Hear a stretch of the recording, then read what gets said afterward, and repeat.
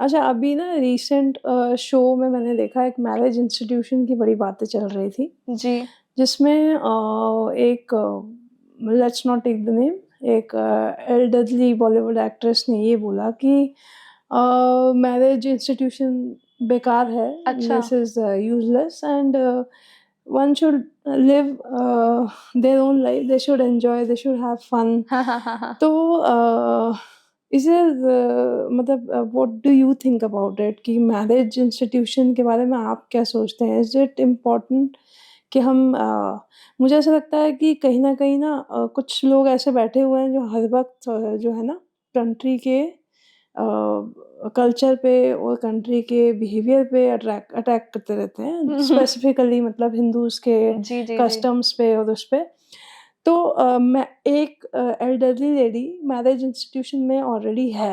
हाँ, अगर वो आगे की जनरेशन को ये समझा रही है जी। कि marriage is not important, it is a waste of time, आप अपना लाइफ एन्जॉय करो, कोई हुँ, प्रॉब्लम नहीं है। हुँ। मेबी ऐसा हो सकता है कि शो का टोन वैसा है, एंकर वैसी हैं, तो वो उस फॉर्मेट में बोल रही थी, but she comes from a good family and she is married, she has kids, बच्चों के बच्चे भी हो गए हैं, वो अभी दादी हैं। जी। सो दादी अगर ऐसी होगी तो क्या होगा? मैरिज इंस्टीट्यूशन को आप कैसे देखते हैं?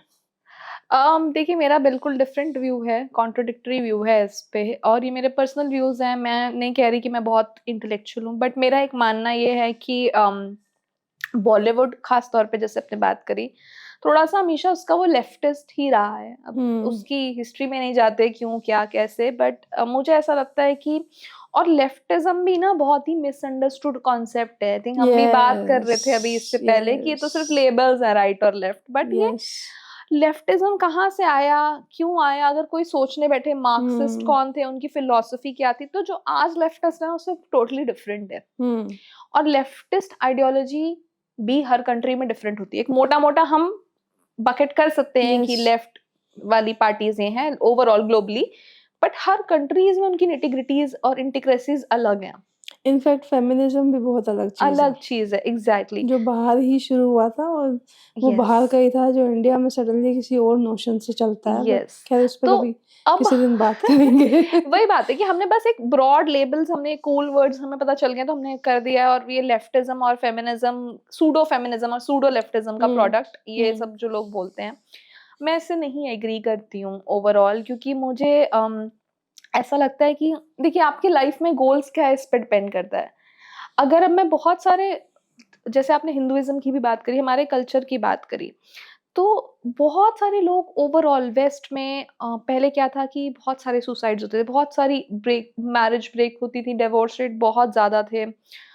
बच्चों की हालत बहुत खराब थी, बच्चे हुँ, देखते थे उसी अब्यूज़िव होम में ग्रो अप कर रहे हैं और मतलब ठीक है, इट्स देखिए fundamentally as for her person को अपनी हैप्पीनेस चुनना ज़रूरी है। हुँ, आपको एक खराब मैरिज में नहीं रहना चाहिए जिस मैं ये नहीं कह रही हूँ क्योंकि आपके बच्चे हैं। But at the same time जो कल्चर था वो ऐसा एकदम हो गया था कि on the drop of hat आप शादी तोड़ रहे हो। प्रोसेसेस वहाँ पे इंडिया की तरह नहीं होते, क्विक होते हैं तो आपको फटाफट डाइवोर्स मिल जाता है, you are on your own. तो ऐसा होता था कि माँ है, बच्चे हैं, बच्चों की कोई किसी को पड़ी ही नहीं है, माँ ने किसी और के साथ उनका रिलेशनशिप है, बॉयफ्रेंड विज़िट कर रहे हैं। इस बीच में बच्चों के साथ क्या हो रहा है, social, mental, even physical abuse हुँ, किसी को नहीं पता। हुँ, बच्चे क्या खा रहे हैं, उनको न्यूट्रिशन मिल रहा है, नहीं मिल रहा, वो इतनी अर्ली एज में ड्रग करने लगे हैं। बहुत सारे फैक्टर्स थे, सिर्फ़ एक छोटी-सी चीज़ के क्योंकि parents just thought about themselves और उन्होंने अपना-अपना पाथ चूज़ करा हुँ, and they did not bother about kids.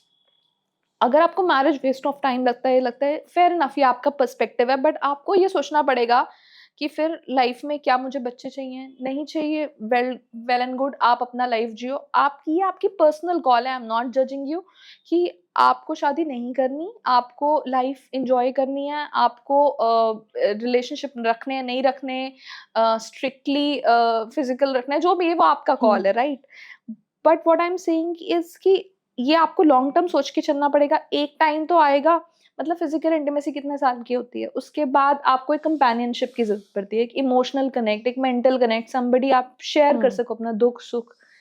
या तो आप बोल रहे हो कि हम बिल्कुल रोबोटिक हो जाएंगे नेचर में, हमें नहीं, हमारे लिए वो हम्म मैटर नहीं करता, हमारी फैमिली या फ्रेंड्स है, दैट्स इट, ठीक है, वेल एंड गुड। बट फिर आप आगे जाके मत क्रिप करना कि कोई है ही नहीं हमारे लिए, जो वेस्ट में हो रहा था। हम्म और अब मैं देखती हूँ कि वो लोग सॉर्टेड होना शुरू हो गए हैं, वो बहुत सारे लोग वहां पे हिंदुइज्म की तरफ जा रहे हैं, वहां पे इस्कॉन से जुड़ रहे हैं, बहुत सारे लोग वहां पे मैरिज एज एन इंस्टीट्यूशन वो कर रहे हैं, बहुत सारे लोग इंडिया के फॉरेनर शादी करते हैं शादी कर रहे या हैं, वहां राइट। के इस्कॉन में करते हैं, क्योंकि they started believing in this कि भाई हाँ, अगर इस कॉन्सेप्ट से शादी करो या कुछ करो, ये वैल्यू सिस्टम को अपना के चलो, तो लंबी चलती है शादी। हम्म एंड लोगों को पता चल गई है, उन लोगों को जो समझदार हैं, कंपेनियनशिप की इम्पोर्टेंस, फैमिली की इम्पोर्टेंस, एक साथ रहने की इम्पोर्टेंस। और हम क्या कर रहे हैं, हम उस वेस्ट को एप कर रहे हैं जो कभी होता था। अब वो लोग भी अपने वेस्ट सुधार रहे हैं, बट हम वो पुराने वाले 80s 90s के वेस्ट को एप करना चाहते हैं, वो फ्रीडम एस्पायर करना चाहते हैं, विच इज वेरी फनी। क्योंकि देखिए, फिर अगर आपको लाइफ में बच्चे की कमी क्रेव हो, ठीक है, कई लोग, कई लेडीज ये कहती है कि हाँ हमें बच्चा चाहिए, हमें शादी वादी से वो नहीं है, हाँ वो हम अडॉप्ट कर लेंगे, then वो उसके साथ अनफेयर है, बिकॉज अगेन आप अपनी लाइफ में बिजी हो, आपका यही अप्रोच है कि ठीक है, मुझे मल्टीपल फ्लिंग्स करने हैं या मुझे वो करना है, और चाहे लड़का हो चाहे लड़की। बट अगर आपने किसी किड की रिस्पॉन्सिबिलिटी ली है, तो then that is unfair to them, because वो किस एनवायरमेंट में ग्रो हो रहे हैं, हर रोज डिफरेंट लोग आ रहे हैं, हर रोज आप डिफरेंट लोगों के साथ नाइट आउट कर रहे हो, पार्टी कर रहे हो, उनके ऊपर कोई ध्यान नहीं है। तो आई थिंक ये एक पूरा, सिर्फ मैरिज ही नहीं, हमारे उसमें, हमारे कल्चर में सब बहुत सिस्टमैटिकली बटा हुआ है, इतने से इतने साल तक बाल आश्रम, फिर किशोर अवस्था में जो पढ़ाई वाला होता है, मैं उसका नाम भूल गई हूँ, नहीं हाँ, फिर उसके बाद आता है गृहस्थ आश्रम, फिर आता है वानप्रस्थ। तो पूरा एक टाइम सिस्टम, डिवोटेड है कि यस। भाई ठीक है, अभी आपका ये जो है बाल आश्रम में आप बचपन में खेलो कूदो एंजॉय करो, किशोर अवस्था में आप किशोर अवस्था की चीजें करो, जो भी है, जो केयर फ्रीनेस, अपनी पढ़ाई भी करो, जो भी है।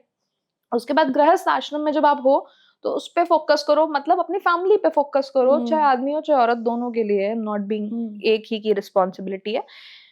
एंड देन जाकर के आप अपना, भाई ठीक है, पूजा पाठ है जो भी है उसमें वो करो। तो बट अगर आपका वो ए टू जेड आप चाहते हो कि मैं टीनेज से शुरू करूं और बुढ़ापे तक मैं वही करता रहूं, it does not make any logical sense to me, क्योंकि वो प्रैक्टिकली मुझे लगता है पॉसिबल नहीं है।